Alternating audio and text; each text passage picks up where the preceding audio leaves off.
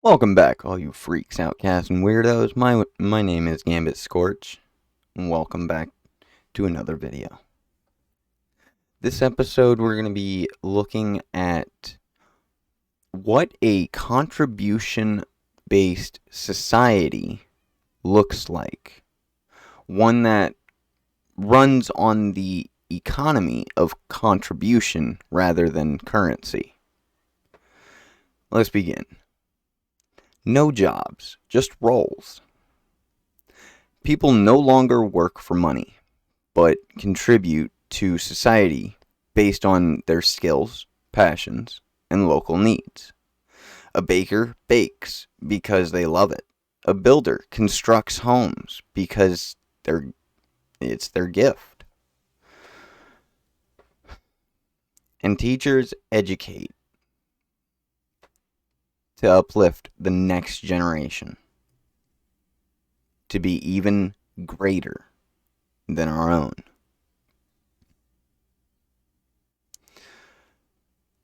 Do not ask what you can extract from the world. Ask what you can give to it. Now, the next section is a bit controversial, to say the least, from previous comments. But I'm just going to dive right into this. Basic needs are guaranteed. Food, water, shelter, education, and healthcare are freely available, supported by a collective labor and intelligence of society. No one earns the right to live. Life is a birthright. From each according to their ability, to each according to their need. Work looks like passion and purpose. There's no meaningless labor, no soul-draining jobs, no busy work. Contribution becomes purpose-driven, and people naturally gravitate toward what they do best. Some grow food, cotton, things of the nature. Some repair tools. Some care for others, and some invent or create. Tasks rotate when needed, supported by, now,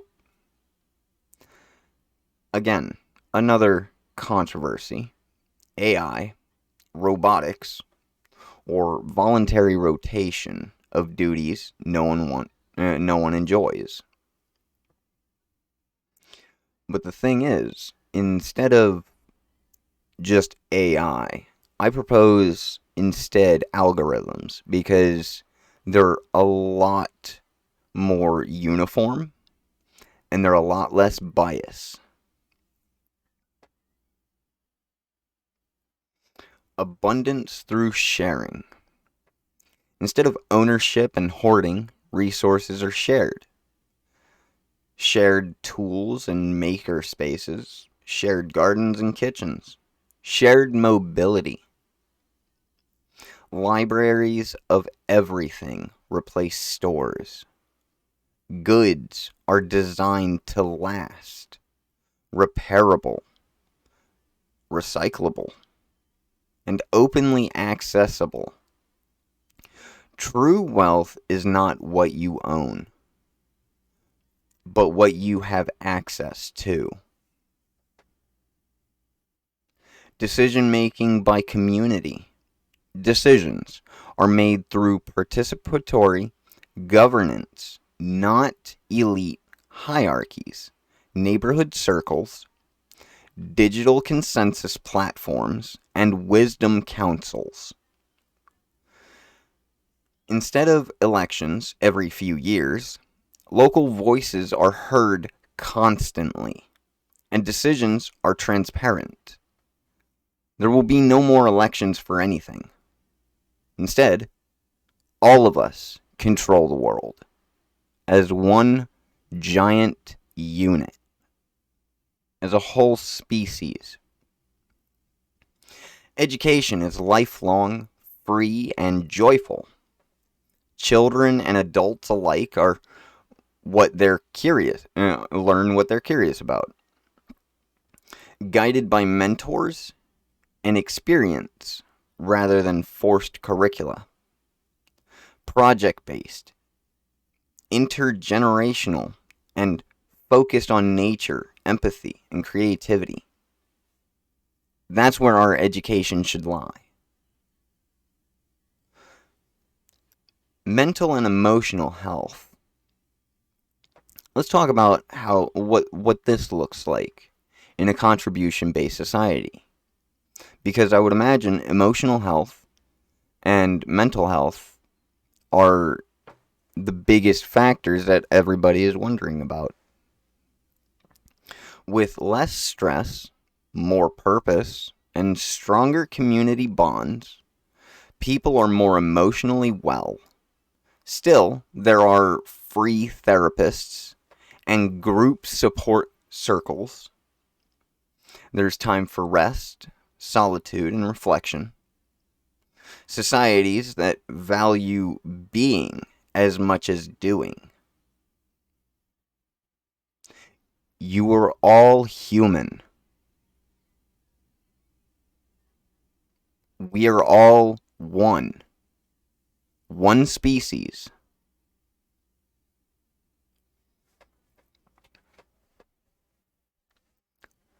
I'm sorry, I value someone who is, well, just naturally human over somebody who, well, isn't human at all. Wouldn't most of you agree?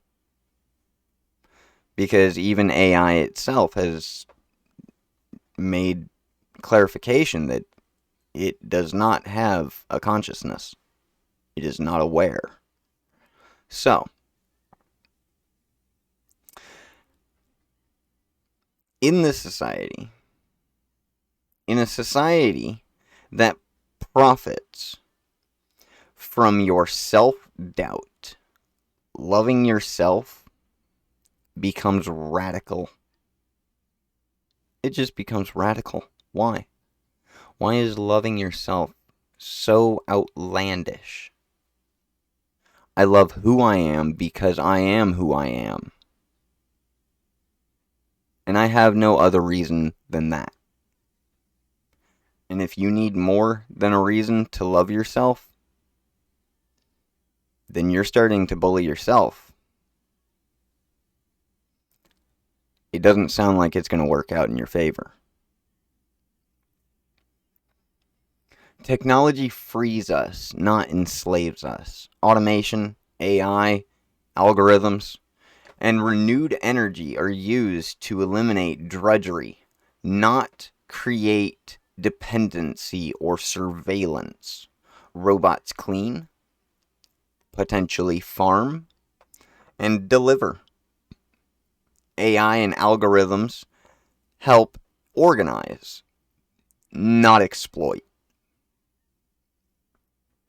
Tech is open source and in the hands of the people, not the wealthy. There's segregation in tech. And personally, I don't believe it should exist. Segregation as a whole shouldn't exist. Global network and local focus. Global communication and innovation networks exist, but daily life is deeply local. Local food, local decisions, and local culture. Global crises like climate and pandemics are met with global cooperation because we are one populace, one people.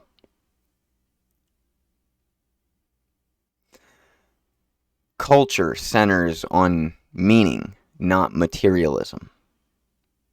Art, music, philosophy, healing, play, and storytelling take the central stage. Festivals replace Black Friday. Creation replaces consumption. Inner growth replaces endless production.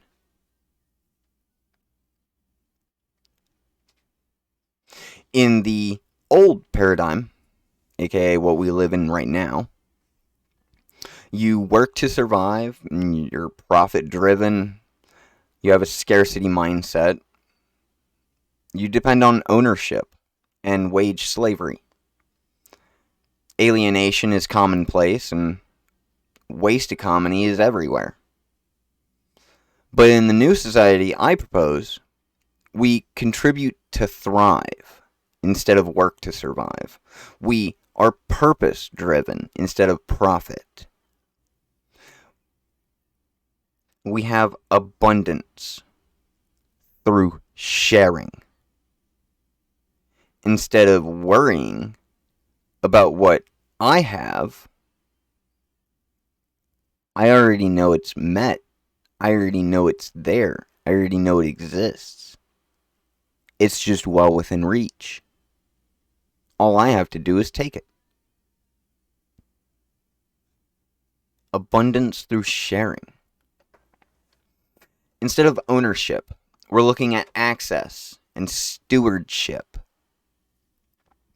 Instead of wage slavery, instead it's free and voluntary contribution.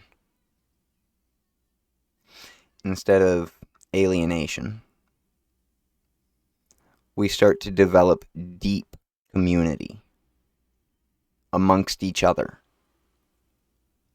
Instead of waste economy, we create a regenerative system that doesn't just take and take and take. Instead, we also give back.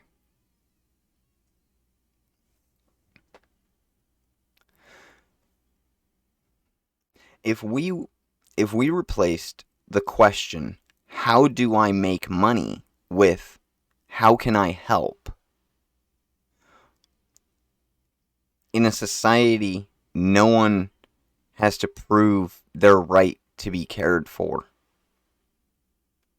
Human beings were not made to compete for survival.